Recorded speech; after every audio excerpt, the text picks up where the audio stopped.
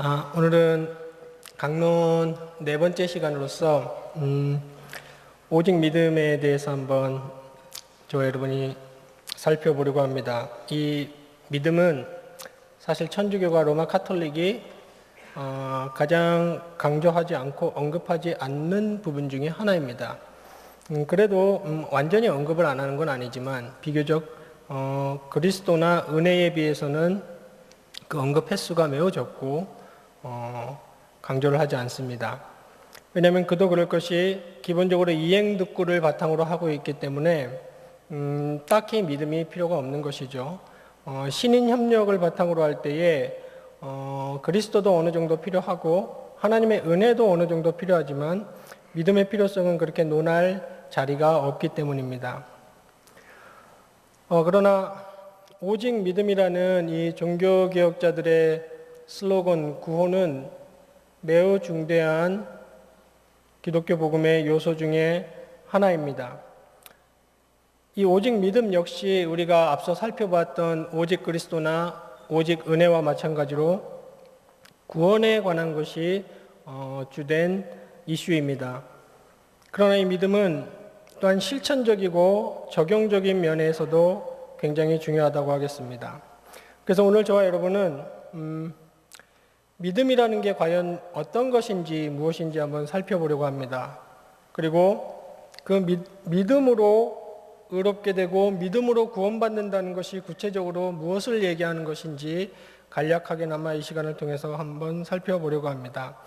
먼저 기본적인 개념이 우리가 앞서 배웠듯이 우리는 그리스도와의 연합을 통해서 그리스도의 의가 우리에게 전가되고 또한 우리의 죄가 그리스도에게 전가됩니다. 그런데 그렇게 그리스도의 연합을 통해서 전가되는 그리스도의 의를 우리가 어떻게 받는가 했을 때 거기에 대한 기본적인 답이 오직 믿음으로 받는다입니다. 그리고 에베소서 2장에서 말하듯이 이 믿음 역시도 하나님이 주시는 선물이라고 성경은 얘기하고 있습니다. 그래서 이 오직 믿음으로 하나님이 주시는 선물인 오직 믿음으로 사람이 의롭게 된다는 것 자체가 이미 저와 여러분 같은 죄인들의 귀에 들린 복음의 기쁜 소식이며 살 길이고 또 불순종의 진노의 자녀에서 하나님의 의인이 되었던 중요한 통로가 되는 것입니다. 그러니까 다시 먼저 결론적으로 간단히 정리를 해보자면 믿음이라는 것 역시도 우리가 의롭게 되는 근거나 공로가 되지 않습니다. 즉 수단일 뿐입니다. 예수 그리스도의 의를 우리의 의로 받는 수단으로서 하나님이 주신 선물이라고 성경은 얘기하고 있습니다. 근데 오늘 논의의 중요한 쟁점이 될 것은 믿음과 행위의 관계입니다. 이 믿음과 행위는 불가분의 관계에 있는 것으로서 결코 뗄래야 뗄 수가 없습니다. 로마 카톨릭이나 우리 기독교나 모두 구원이라는 것, 즉 사람이 하나님 앞에 의롭게 됨을 얘기함에 있어서 믿음과 행위 두 가지를 모두 얘기하고 있습니다. 먼저 유의해야 할 것은 오늘날의 율법 폐기론자들이나 반율법주의자들처럼 오직 믿기만 하면 구원을 받고 믿음으로 구원을 얻었기 때문에 행위는 아무 필요가 없고 아무런 요소로도 작용하지 않고 율법은 이제 폐기되어야 된다고 주장하는 것은 결코 종교개혁의 신학도 아니며 성경의 가르침도 아닙니다. 우리나라의 대표적인 이단 가운데 그러한 주장을 하는 이단을 구원파라고 합니다. 제가 다시 말씀드리지만 믿음과 행위 혹은 믿음과 성화, 이것은 뗄래야 뗄 수가 없는, 어떻게 보면 본질적으로 한 덩어리인 그러한 것입니다. 그러나 문제가 여기서 발생합니다. 이 믿음과 행위의 역할을 어떻게 보는가, 이 믿음과 행위의 자리를 어디에 두고 보는가에서 잘못된 거짓 복음, 다른 복음인 로마 카톨릭의 가르침과 개혁주의 복음인 우리 장로교의 가르침이 나누어지는 것이죠. 흔히 우리가 흔하게 쓰는 비유 중에 동전의 양면과도 같다라는 비유가 있습니다. 아주 흔하게 쓰는 비유인데, 그러나 말을 하자면 동전에도 앞면이 있고 뒷면이 있는 것이죠. 그러니까 뒷면을 앞면에다 갖다 놓고 섞어서 똑같이 앞면이다라고 얘기할 수는 없는 겁니다. 그래서 오늘 제가 얘기하려고 하는 것은 믿음으로 의롭게 된다고 할 때 오직 믿음의 위치와 그 믿음이 가지고 오는 결과로서 자연스러운 그리고 필연적인 열매로서의 성도의 성화 행위에 대해서 얘기를 하려고 하는 것입니다. 사실 이 이신칭의를 그토록 확고히 했던 칼빈도 성화의 측면을 매우 강조하였습니다. 그러나 그토록 성화를 강조했던 칼빈도 결코 칭의, 사람이 하나님 앞에 의롭게 되는 것의 근거로 인간의 행위를 용납하지 않았습니다. 그 부분에 있어서만큼은 매우 분명히 그렇게 했습니다. 그러므로 핵심적인 결론적 명제를 이 강론 서두에서 먼저 얘기하자면 오직 믿음으로만 구원을 받습니다. 그리고 오직 의인은 믿음으로 말미암아 사는 것입니다. 그래서 오늘 저는 먼저 로마 카톨릭의 중대한 오류를 지적한 후에 바른 성경적, 즉 개혁주의적 관점을 간략하게나마 소개를 하려고 합니다.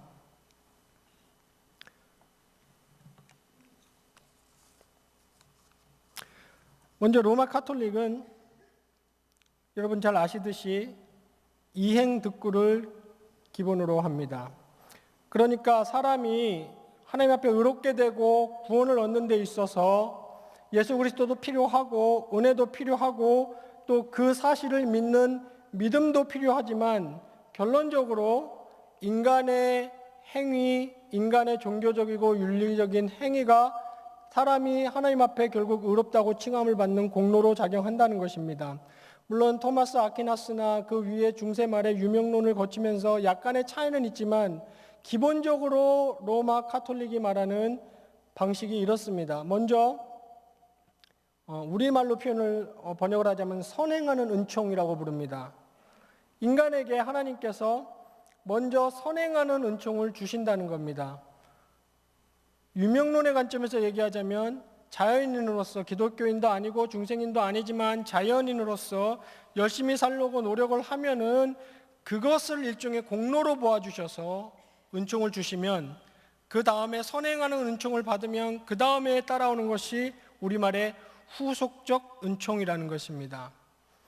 그래서 이 선행하는 은총을 받아서 진짜 중생인으로서의 삶을 살기 시작하면서 그때부터 또 이 후속적 은총이라는 것을 받으면 습관적 은총 혹은 우리말의 습성적 은총이라고 부르는데 이러한 은총의 삶을 살게 되는데 이것을 작용하는 은총 혹은 협력 은총이라고 부릅니다. 왜 작용하는 은총이라고 부르기도 하냐면은 이때부터 하는 인간의 행위, 선행이라는 것은 그때부터는 그 인간 개인을 구원하는 공로 그리고 의롭게 됨의 근거 그것으로 작용을 한다는 것입니다. 또 이것을 습성적 협력 은총이라고 부르는 이유는 오직 하나님께서 은혜를 주시지만 그래도 인간의 자유의지에 의한 선행이 하나님의 은혜에 협력을 해서 이루어지기 때문에 협력 은총이라고 부릅니다. 그래서 결국은 하나님의 은혜 이런저런 이름들을 많이 붙여서 위대하신 하나님의 은혜를 얘기하지만 결국에 이들이 집중할 수밖에 없는 것은 인간의 행위 공로입니다. 그것이 제가 앞서 설명드렸던 하나님의 은총을 먼저 받아내기 위한 유사 공로, 그 사람들이 말하는 congruent merit, 유사 공로이든지 아니면 그 유사 공로를 인정받아서 진짜 공로로 인정받는 지당한 공로 아니면 우리말의 당연 공로라고 부르기도 하는 이 공로이든지 간에 결국은 하나님의 은혜를 언급한 후에 집중할 수밖에 없는 것은 인간의 행위입니다. 그러므로 로마 천주교는 사람이 의롭게 되는 것을 하나의 과정으로 보았습니다. 그러므로 토마스 아퀴나스가 그의 신학사상에서 기본적으로 표현한 것처럼 그 사람의 인생이 단 하루라도 남아있다면 그 사람은 사는 날 동안 구원을 확신하기는 힘듭니다. 이것은 저의 주장이 아니라 그 기본적인 로마 카톨릭 교리의 주장입니다. 왜 그렇습니까? 여태까지 기름 게이지 차듯이 잘 쌓아왔지만 남은 단 하루 동안 이 사람이 어떻게 될지를 모르기 때문이죠.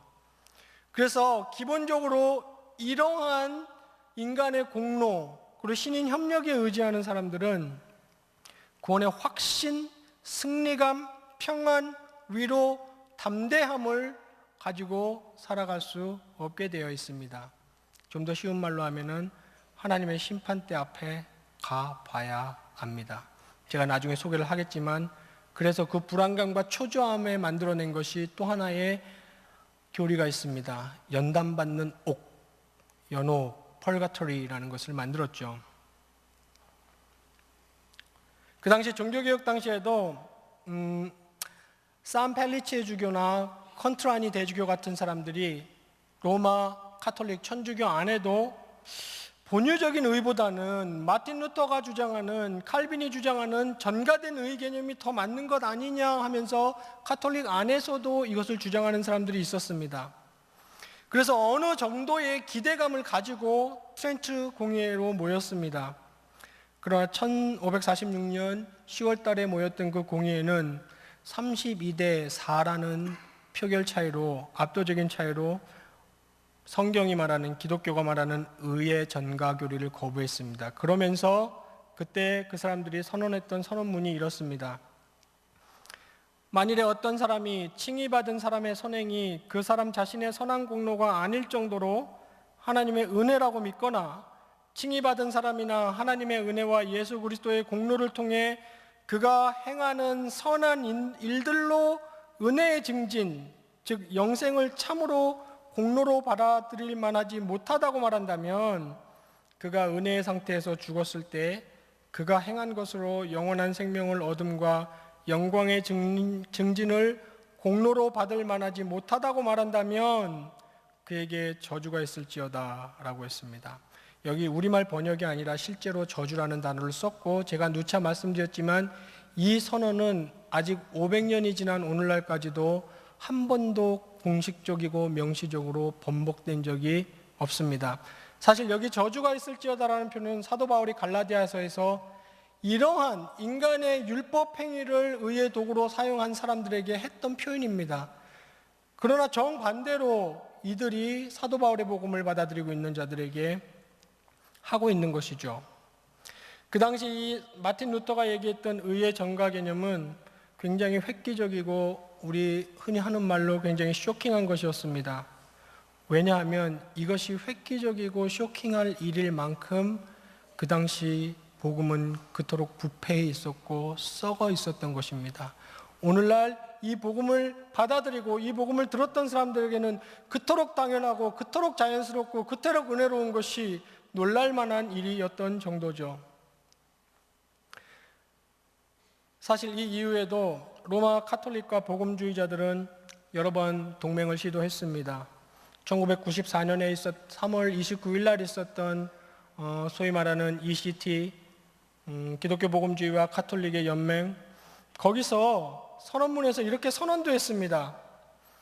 1994년 3월 29일 우리는 믿음으로 의롭다함을 받는다는 진리에 동의한다. 복음주의 기독교와 카톨릭이. 그러나 실제로 올곧게 개혁주의 계통에 있었던 많은 목사님과 신학자들은 여기에 사인하지 않았습니다. 왜 그런 줄 아십니까? 제가 여러 차례 설명드렸지만 오직이라는 매우 중요한 단어가 빠져 있었습니다. 로마 카톨릭은 트렌트 종교회의가 결정한 대로 16세기에 결정한 대로 만약 누군가가 칭의의 은혜를 얻기 위해서 그 어떤 다른 협력도 요구하지 않는다는 의미에서 한 죄인이 오직 믿음으로 의롭다함을 받는다고 말한다면 그에게는 저주가 있을지어다라는 교리적 선언을 그대로 견지하고 있었습니다.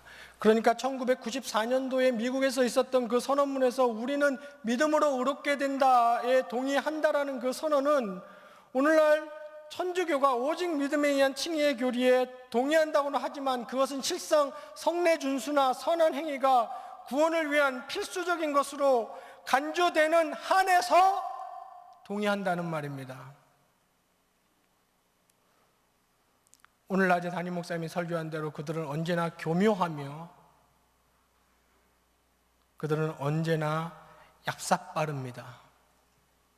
그들이 말하는 칭의는 그리스도의 공로만으로 이루어지는 것이 아니고 세례를 통해 주어진 하나님의 주입된 의, 전가된 의가 아니라 인간에게 주입된 의를 사용하여 스스로 자신을 더욱 의롭게 만들어주고 자신의 죄를 갚을 수 있는 사랑과 자비를 행하는 인간 죄인의 공로가 협력할 때 비로소 가능해진다는 신인 협력의 교리를 그대로 견지하고 있습니다.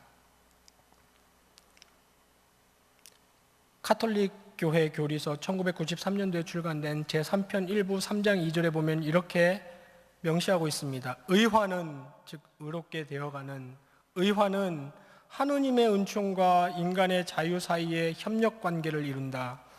인간편에서 의화는 회개를 촉구하시는 하느님의 말씀에 대한 신앙의 동의 안에서 그리고 그 동의에 앞서고 그것을 보존하시는 성령의 이끄심에 사랑으로 협력하는 행위를 통해서 표현된다라고 얘기함으로써 놀랍게도 500년이 지난 오늘까지도 단 한 글자도 단 한 개념도 수정하지 않았습니다.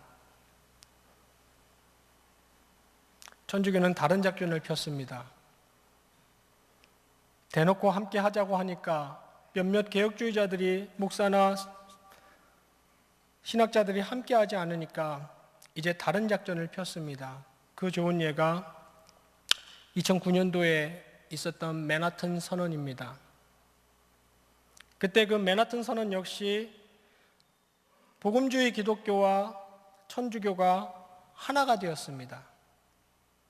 그리고 실제로 복음주의 계열이나 개혁주의 계열에 있던 많은 미국 목사님들이 신학에 조금만 관심이 있으신 분이라면 이름을 듣고 놀랄 만한 그런 목사님들이 여기에 사인을 많이 했습니다. 그때 이 맨하탄 선언에서 주요 이슈로 다루어졌던 것이 낙태 반대, 종교자유법, 결혼의 의미 같은 등등이었습니다. 여기에 사인할 것을 통보를 받은 R.C. 스프롤, 마이클 호튼, 존 맥아더 이런 개혁주의 계통의 목사님들은 사인을 하지 않았습니다. R.C. 스프롤이 직접 얘기하는 영상을 제가 본 적이 있는데 이렇게 말하더군요. 친구 신학자 목사들이 나에게 물었다. 그것은 신학적인 문서도 아니고 교리적인 문서가 아니다. 그냥 우리 사회적인 낙태나 종교자유법이나 결혼 같은 그런 것의 문서인데 우리 사회를 개선시키기 위해서 교리의 차이를 떠나서 함께 하자는 것인데 종교적인, 범종교적인 차원에서 사회적인 이슈를 다루는 것인데 왜 그렇게 신학적인, 교리적인 이슈를 다루는 것처럼 예민하게 굴면서 사인을 하지 않느냐라고 물었을 때 R.C. 스프롤 목사님은 이렇게 대답을 했다고 합니다. 그 문서에 살펴보니 그 문서에는 우리 기독교인, 우리 기독교, 하나님의 은혜 안에서라는 표현이 잔뜩 들어 있었답니다.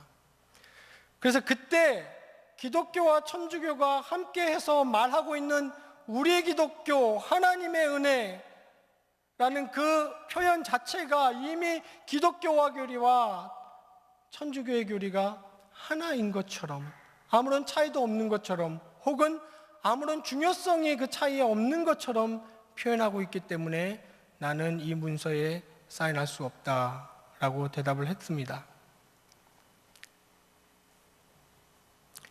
그리고 이런 글을 남겼습니다. 많은 이들과의 관계가 끊어진다고 해도 그 전에 이런 표현을 합니다. I was losing my friends.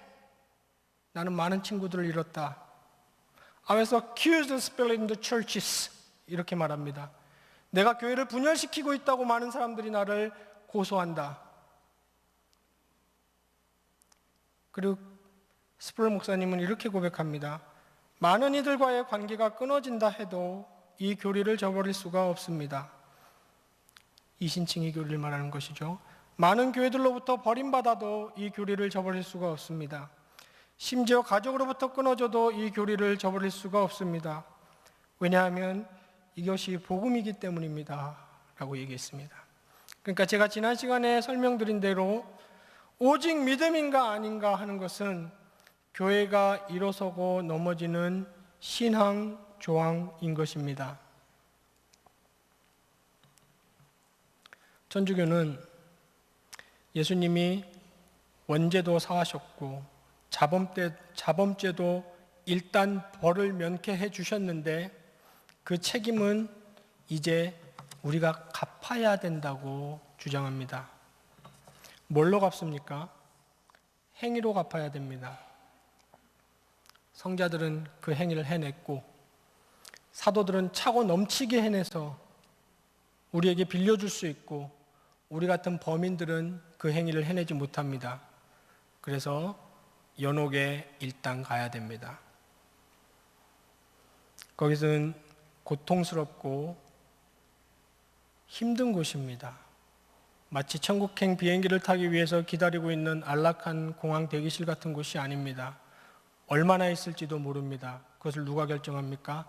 성난 예수가 그것을 결정합니다. 네가 거기에 얼마나 있어야 될지, 정말 이제 천국으로 보내도 될지 안 될지를 결정하고, 심지어는 금세에 살고 있는 자식들의 공덕에 따라서 거기 있는 체류기간이 늘어날 수도 있고 줄어들 수도 있는 것입니다. 그래서 이 성난 예수님을 달래기 위해서 누구를 찾아야겠습니까? 예수님의 어머니를 찾습니다. 성모 마리아를 찾으면 성모 마리아가 그래도 저 사람이 살아생전에 내 앞에 와서 빌고 보인 공덕이 있으므로 아들 예수를 설득해서 연옥의 체류기간을 줄여줄 수도 있는, 이것은 실제로 있는 교리입니다. 여러분 보십시오. 그 위대하고 단순하고 죄인 구원하시는 권능의 복음을 얼마나 절망적인 인간의 한낱 종교 행위로 전략시켜 버렸습니까? 오늘날 이 천주교와 비슷한 주장을 하는 많은 적지 않은 반복음적인 교리들이 유행을 하고 있습니다. 그 중에 하나가 세관점이라는 것인데, 원래는 바울에 대한 세관점, 줄여서 세관점이라고 얘기합니다. 즉, 여태까지 종교개혁자들이 해석하고 보았던 바울 신학, 바울의 이 신칭의 신학이 틀렸다는 것입니다. 그런데 정말 두렵고도 놀라운 것은 이 세관점 복음이 너무나 빠른 속도로 우리 한국 교계와 미국 교계를 파고들고 설득력을 얻고 있습니다. 이 자리에서 다 설명을 못 드리지만 시간상 간략히 설명을 드리면 이렇습니다. 우리가 일단 하나님과 관계를 맺고 그리스도인이 되는 것은, 은혜로 되는 것은 맞는 것입니다. 이들의 주장에 의하면 은혜로 진입을 하지만 그때부터는 하나님의 도움을 받아서 자기가 그 은혜를 완성해 가야 되는 것입니다. 그래서 그들은 이중칭의를 주장합니다. 처음에 예수를 믿고 은혜를 받아들였을 때 한번 칭의가 되고, 그러나 하나님의 심판대 앞에 가서 그 칭의가 진짜 칭의인지 확실한 칭의인지 다시 한번 확인을 받아야 되는 것이죠. 제가 좀 긴 시간을 할애해서 천주교의 잘못된 교리에 대해서 설명을 드렸습니다. 바울은 이런 류의 소위 복음이라고 불리는 것들을 무엇이라고 부르고 있는지 아십니까? 다른 복음이라고 부르고 있습니다. 이런 세관점이나 천주교의 교리 같은 것을 아무리 저명하고 학식이 있으시고 소양이 있으신 학자가 주장한다 할지라도, 아무리 유명하신 목사님이 주장을 하신다고 할지라도, 만약에 그런 류의 복음을 말한다면 그것은 다른 복음을 말하고 있는 것입니다. 바울의 표현을 빌리면 학자나 목사님 정도가 아니라 하늘에서 온 천사라도 그랬습니다. 하늘에서 온 천사라도 내가 너에게 전한 복음 외에 다른 복음을 전하면 저주를 받을지어다 이렇게 얘기했습니다. 매우 바울이 화가 나 있는 것이죠. 매우 격분해 있는 것입니다. 진짜 복음에서 사용되는 것과 똑같은 용어와 개념을 사용하고 있지만 그 내용에 있어서는 아예 다른 복음입니다. 이런 주장들이 표면적으로만 보면 단순히 좀 잘 해보려고, 거룩하게 살아보려고, 열심히 살아보려고 하다 보니 성경을 좀 잘못 해석했네, 아니면 우리랑 좀 해석이 다르네 하면서 넘어갈 수 없는 일인 것입니다. 왜 그런 줄 아십니까? 우리와 좀 다르면 다르지, 그들은 그들 갈 길 되면 갈 길 가면 되고 우리는 우리 갈 길 가면 되지, 왜 이렇게 영적 전쟁까지 선포해야 하는 것인지. 종교개혁자들의 이유는 이러했습니다. 그들이 그런 다른 복음을 선포하는 것은 거기서 그치는 것이 아니고 많은 사람들로 하여금 구원에 이를 수 없게 만들어 버리기 때문입니다. 그리고 또 그리스도의 속죄의 완전성을 훼손하려는, 성경의 진리를 망쳐놓으려는 일이기 때문입니다. 인간을 영원한 절망에 나올 수 없는 구렁텅이로 밀어넣는 가르침이기 때문에 그토록 전쟁을 불사하고 목 놓아 외쳤던 것입니다. 그리고 정확히 해석하면 이렇습니다. 그 배후에는 에베소서에서 주장하는 대로 미혹하는 사탄의 영이 작용하고 있기 때문에 그리스도의 대신 속죄의 공로의 완전성을 훼손하여 사람들로 하여금 바른 구원에 이르지 못하도록 하는 것입니다. 구속의 복음은 첫 조상 아담과 이브로 시작된, 전적으로 죄로 물들어 스스로 구원하는 데 있어서 무능력하여 사망의 저주의 진노 아래 있는 죄인을 구원하시는 하나님의 은혜와 자비의 행위입니다. 타락은 한순간이지만 구원은 전 역사를 사용하시고 당신의 권능과 신실하심이 열심히 집약되는 우주적 구속사역이 구원입니다. 이것은 온전히 오직 그리스도 안에서 오직 은혜로 말미암는 오직 믿음으로 받는 것입니다. 그 가망 없는 죄인을 구원하시는데 그 가망 없는 죄인의 조력이 필요하다니요. 이것은 기독교의 복음이 아닙니다. 여러분, 이것은 기독교가 아닙니다.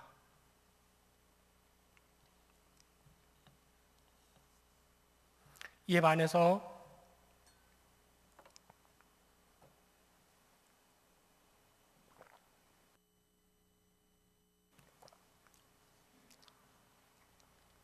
바울은 오직 믿음으로만 구원을 받음을 천명했습니다. 로마서 3장 22절에서 곧 예수 그리스도를 믿음으로 말미암아 모든 믿는 자에게 미치는 하나님의 의인이 차별이 없느니라 라고 얘기했고, 26절에서도 예수 믿는 자를 의롭게 하심이라 라고 얘기했고, 그런즉 자랑할 데가 어디 있느냐, 있을 수가 없느니라, 무슨 법으로냐, 행위로냐, 아니라 오직 믿음의 법으로니라 라고 얘기했습니다. 뿐만 아니라 너무나 많은 구절에서 너무나 반복적으로 너무나 명료하게 오직 믿음으로 의롭게 된다고 얘기를 하고 있습니다. 여기서 바울이 말하는 믿음이라는 것, 이 믿음이라는 것, 하나님의 선물이라고 표현된 이 믿음이라는 개념에 우리는 좀 주목을 하고 이해를 할 필요가 있습니다. 보통 지금 바울이 사용했던 이 믿음, 피스티스라는 헬라 단어는 바울 자신의 단어는 아닙니다. 그 당시 헬라 철학자들도 많이 사용하고 있었던 단어입니다. 그 당시 헬라 철학자들이나 헬라 사회의 지성인들이 믿음, 피스티스라는 게 사람 속에서 어떻게 생겨나는가 했을 때 그들은 이렇게 설명했습니다. 어떤 말하는 사람이, 정치인이나 어떤 지도자가 예를 들면은 세 가지 요소를 완전히 갖추었을 때, 파토스, 열정이 있고, 에토스, 도덕적으로 순결하며, 로고스, 말하는 것이 논리적연할 때, 이 세 가지가 맞아떨어질 때 사람 안에서 믿음이라는 게 생긴다고 얘기했습니다. 그러나 사도 바울은 이 믿음이라는 단어를 그렇게 일반 은총의 영역에서 사용하지 않았습니다.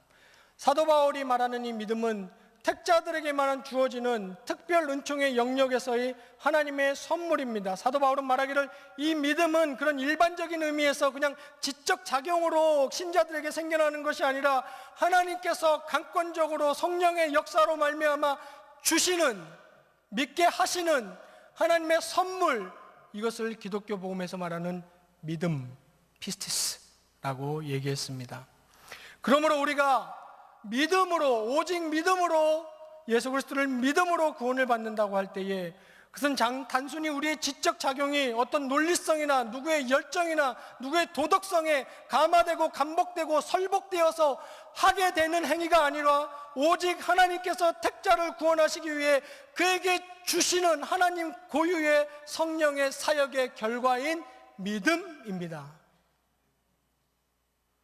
이 믿음으로 우리는 의롭게 되고 구원을 받습니다.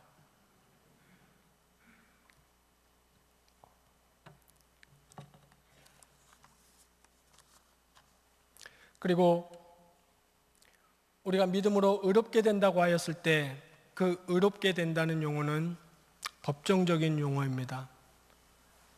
그러니까 쉽게 말해서 우리가 예수 그리스도를 믿어 의롭게 되었다 할 때에 지금 우리의 상태는 신분의 변화를 얘기하는 것입니다. 다른 말로 상태의 변화를 얘기하는 것이 아닙니다. 우리가 예수를 믿고 중생을 하여 의인이 되었다고 해서 우리가 그 순간 진짜 의인으로 변하고 완전한 의인으로 변한다든지 아니면은 우리 속에 전혀 없던 의가 우리 속에서 조금씩 생겨나기 시작한다든지 그런 것을 얘기하는 것이 아닙니다. 우리는 여전히 죄인이고 우린 여전히 부족하지만 하나님께서는 우리 안에 있는 것을 전혀 보지 않으시고 우리 밖에 있는, 우리 외부로 있는, 개혁주의자들이 얘기했던 엑스트라노스, 우리 밖에 있는 의, 그것이 무슨 의겠습니까? 오직 그리스도의 의를 보시고 우리를 법정에서 의롭다고 선언해 주신 것입니다. 다른 말로 의롭다고 여겨주신 것이고 의롭다고 간주해 주신 것입니다. 그래서 루터는 표현하기를 우리는 항상 죄인이지만 우리는 항상 의인이다, 이렇게 얘기를 했습니다.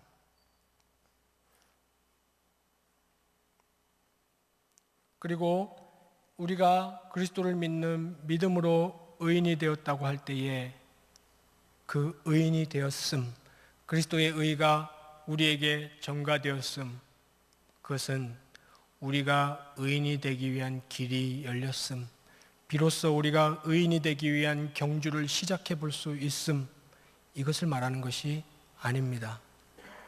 이것은 완전히 우리가 죄책을 벗었고 이제 우리가 하나님 앞 심판대 앞에 하나님의 법정에 서더라도 하나님은 결코 우리에게 죄책을 찾아보실 수 없는 완전한 의의 선언, 끝난 확정된 하늘에 앉히신 생명책에 기록하신 그리스도 안에서 끊을 수 없는 아버지가 내게 주신 자를 잃어버릴 수 없는 그 의의 확증이 이루어진 것입니다.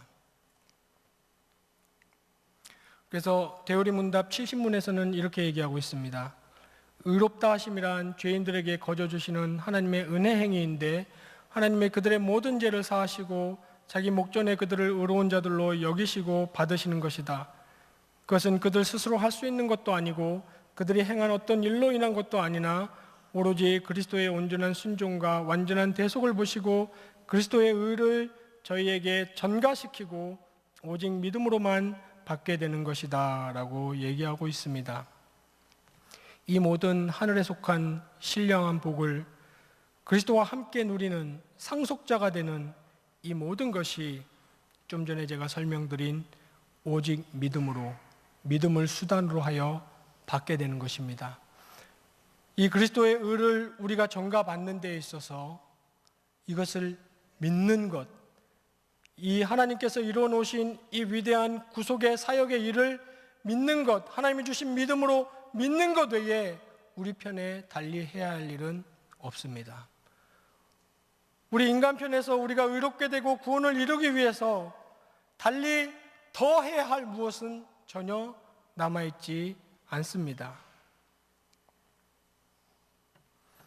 그러나 여기 매우 중요한 믿음의 요소가 하나 남아 있습니다.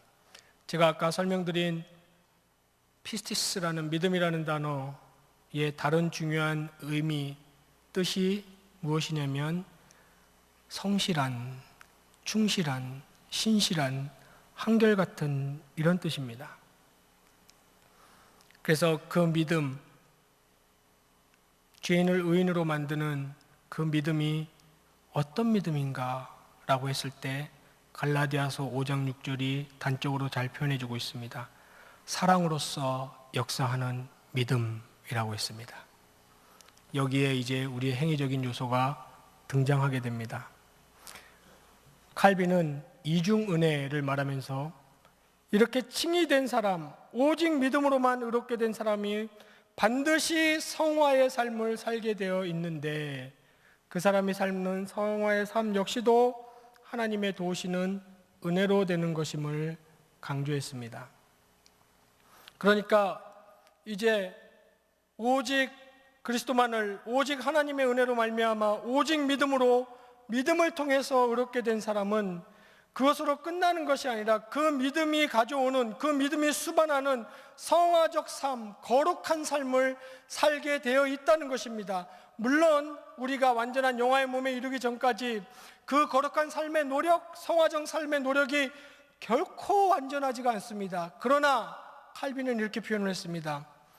하나님의 수용의 은혜가 있다. 우리의 성화적 노력이나 우리의 거룩한 삶의 몸부림이 부족하고 여전히 때가 묻어있지만 하나님께서는 그것을 온전한 것으로 수용해 주신다. 왜 그렇습니까? 오직 그리스도를 믿는 믿음이라는 반석 위에 굳게 서 있기 때문입니다. 만약에 이 믿음이라는 오직 믿음이라는 믿음의 반석 위에 서 있지 않다면 인간의 때묻고 유한하며 가치없는 종교적 도덕적 행위라는 것들은 하나님 앞에서 아무런 의미를 갖지 못합니다. 그러나 오직 믿음이라는 그리스도를 믿는 믿음의 반석 위에 굳게 서 있을 때에 하나님은 우리의 부족한 삶을 우리 속에 내주하시는 그리스도를 보시고 우리와 연합되어 있는 그리스도를 보시고 그것을 온전한 것으로 수용해 주십니다. 이것을 칼빈이 수용의 은혜, 다른 표현으로 이렇게 했습니다. 부성애라고 했습니다. 부족한 자식의 것이지만 받아주시는. 그래서 칼빈이 말하기를 이것이 율법의 제3의 용도다 그랬습니다. 율법의 제3의 용도. 율법의 진짜 일이 무엇입니까?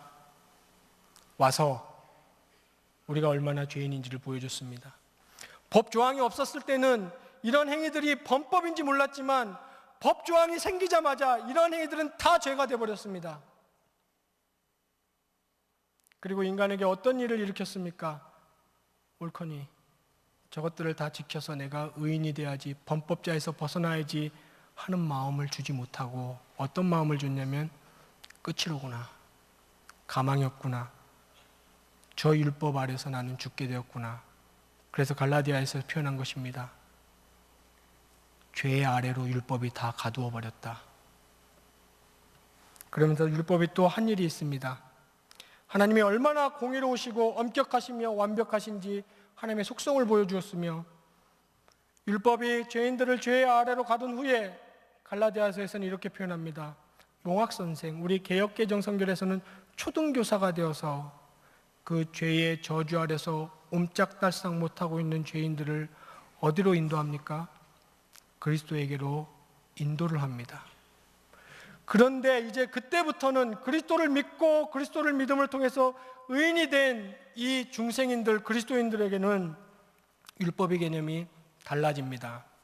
그전엔 율법을 하나님 앞에서 의인이 되기 위해서 두렵고 떨림과 초조함으로 지켰습니다. 이것을 못 지키면 죄인으로 드러날까 봐 공포에 떨어서 지켰던 율법이지만 이제는 완전히 자유함을 얻고 율법의 저주 아래서 벗어나고 율법의 권능에서 속박을 받은 후에 중요한 표현입니다. 기쁨으로 자발적으로 그 율법의 정신이 좋아서 그것을 지키게 되는 것입니다. 그리고 율법의 또 다른 용도, 제3의 용도에 속하는 것, 율법의 우리의 삶에 경고를 줍니다. 내가 잘하고 있는가? 내가 그리스도인으로 잘 살고 있는지 못 살고 있는지를 가늠해 볼 수 있는 기준이 되므로 우리에게 계속해서 경고를 주는 역할을 합니다. 이것이 율법의 제3의 용도라고 했습니다. 율법이 압축적으로 잘 표현되어 있는 것이 무엇입니까? 10계명입니다. 처음 4계명은 하나님에 대한 것이죠. 나머지 6계명은 사람에 대한 것입니다. 이 10계명적인 삶을 내가 제대로 하나님 앞에서 살고 있는지를 율법이 우리에게 계속해서 경고를 주는 것이죠. 이것이 중생받은 오직 은혜로 의롭다고 칭함받은 자들의 율법의 삶이 됩니다. 그러니 성경은 반복해서 얘기하기를 기뻐하고 즐거워하라. 우리의 모든 빛이 청산되었고 우리가 갚을 것은 하나도 남아있지 않다고 얘기합니다. 그러므로 우리는 그 하나님께 진 은혜의 빛을 갚기 위해서 전전긍긍하는 성화가 아니고 그것을 감사하고 기뻐하는 성화의 삶을 사는 것입니다. 그러므로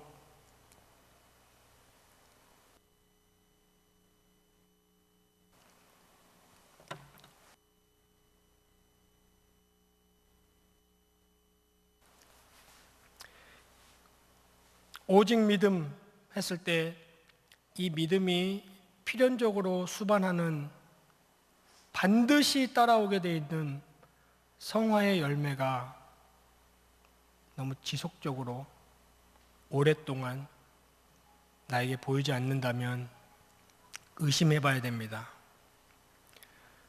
도대체 그 나무의 뿌리가 어디에 박혀 있는지, 정말로 구원의 복에 감격하고 즐거워하며 성화적 삶의 의지를 제공해주는 그 믿음에 박혀 있는지, 아니면 기복주의에 입각해서 단지 개인의 영달과 복과 안락함에만 관심이 있는 종교적인 열정을 본인이 믿음이라고 착각하면서 있는 그 종교적인 갈망에만 박혀 있는지 의심하고 돌아봐야 됩니다.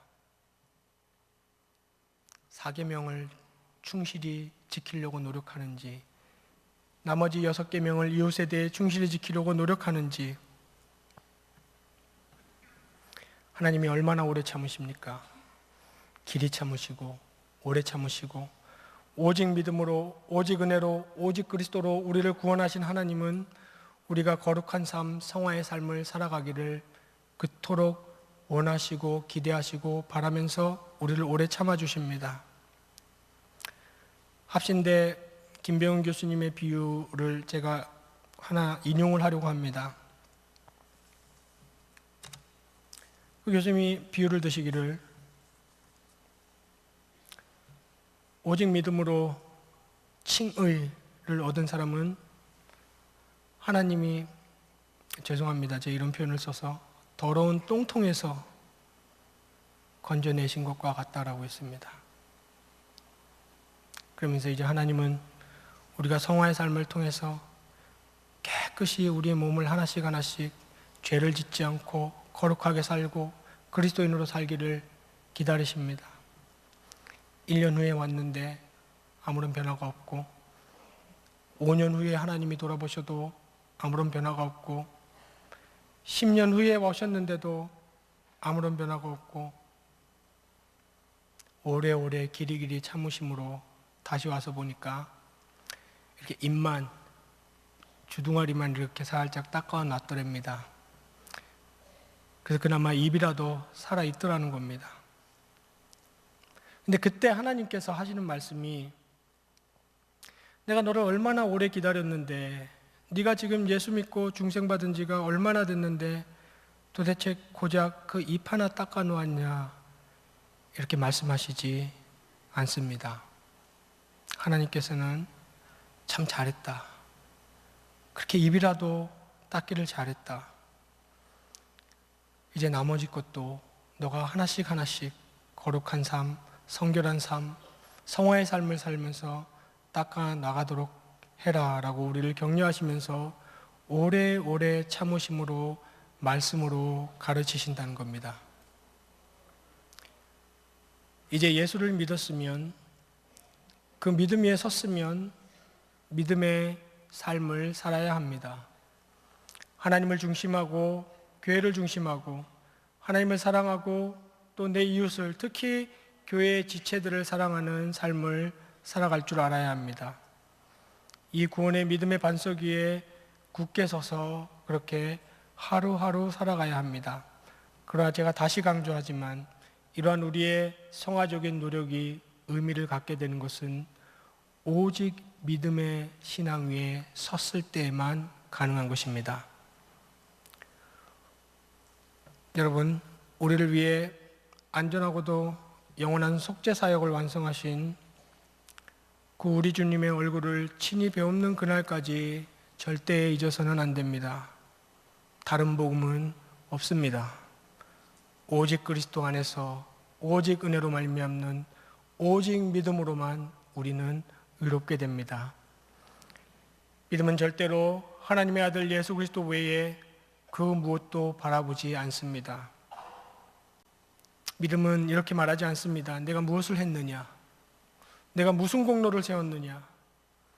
믿음은 이렇게 말합니다. 그리스도께서 무엇을 행하셨는가? 그리스도께서 무슨 공로를 우리를 위해 세우셨는가? 우리의 구원적 믿음의 대상은 오직 예수 그리스도의 사역에만 있습니다. 오직 의인은 믿음으로 삽니다.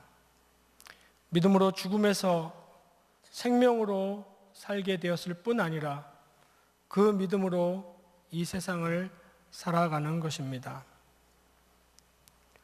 우리가 그리스도를 믿는 믿음의 삶을 산다는 것은 그저 두 눈 질끔 감고 주실 줄 믿습니다를 속으로 반복해서 외우면서 머릿속에 온통 세상의 복락과 세상적인 것들만 가득 채워 있는 상태를 말하지 않습니다.